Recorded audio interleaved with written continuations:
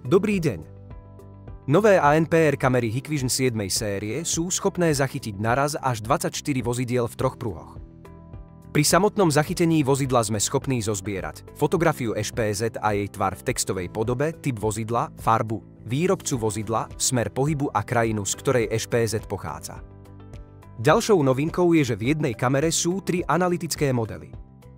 A to je ANPR, správa parkoviska a perimetrická ochrana. Je možné využívať naraz perimetrickú ochranu z ANPR alebo so správou parkoviska.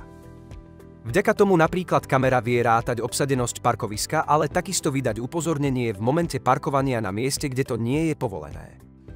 Z vtáčieho pohľadu vie kamera pracovať so 40 parkovacími miestami a s informáciou o počte voľných parkovacích miest vieme ďalej pracovať v HikCentrál napríklad v spolupráci s informačnými tabulami.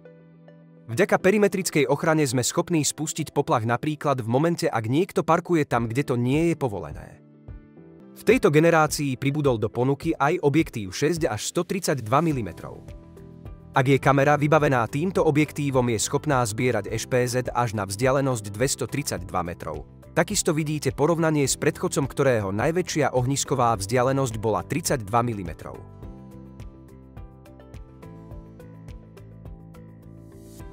Kamera je schopná vytvoriť mozaiku na osobách a ŠPZ v jej zornom poli. V takom prípade kamera generuje maskovaný a nemaskovaný stream a so správnym záznamníkom a dostatočným oprávnením užívateľa je možné sledovať nemaskované živé zobrazenie alebo pracovať s nemaskovaným záznamom. Používatelia s nižším oprávnením túto možnosť mať nebudú a obraz z kamery bude pre nich vždy maskovaný.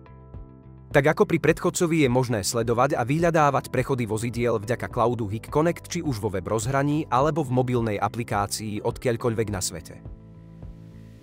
Cez cloud je možná správa ŠPZ v kamere. To sa môže hodiť napríklad v momente, že chceme pomocou vybraných ŠPZ otvárať bránu pre vstup do areálu. Cloudové riešenie pre týmy je pohodlné vďaka web rozhraniu a mobilnej aplikácii. Efektívne vďaka tomu, že nevyžaduje žiaden ďalší hardware a napriek tomu ponúka užívateľom rôzne role a oprávnenia, tak aby odkiaľkoľvek na svete mal každý užívateľ dosah na to, čo potrebuje spravovať. Zadarmo môžete spravovať dve ANPR kamery, ak by ste ich potrebovali viac, musíte si zakúpiť príslušné licencie. Pre viac informácií nás neváhajte kontaktovať.